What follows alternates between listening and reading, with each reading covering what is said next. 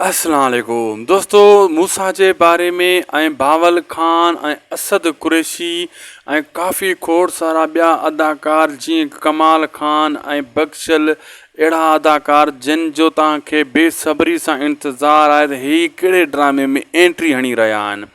जी हाँ दोस्तों, नवाब खान जड़ो यानी ज़ुल्फ़कार बुर्दी जड़ो अदाकार इजाज़ कोलाची जड़ो अदाकार तव्हांखे इंतज़ार होंदो, लेकिन इन शइ जी तव्हांखे ॼाण न हूंदी त ही कहिड़े ड्रामे में कॾहिं एंट्री हणंदा।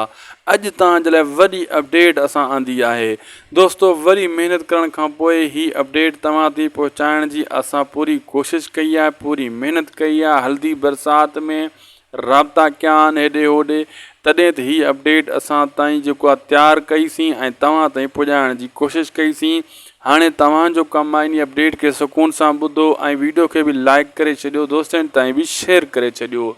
दोस्तों काफ़ी ॾींहं खां वठी मुंहिंजो दोस्त मैसेज करे रहिया आहिनि त अज़ीज़ सांगी कहिड़े ड्रामे में ईंदो।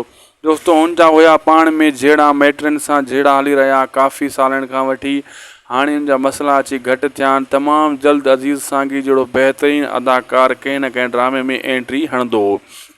बाक़ी रही ॻाल्हि सिजावल खान यानी जेको आहे मूसा, लाला रफ़ीक ज़ऊर यानी हाजन प्रेमी ज़ुल्फ़कार बुर्दी जेको आहे असगर अली चौधरी साहब यानी भावल जो नालो असली असगर चौधरी आहे। इहे काफ़ी जेका अदाकार आहिनि तकरार खां पोइ हाणे दोस्तों ॿुधायो पियो वञे त तमामु जल्द कंहिं न कंहिं ड्रामे में एंट्री हणंदा। इन्हनि जो टाइम अची चुको आहे।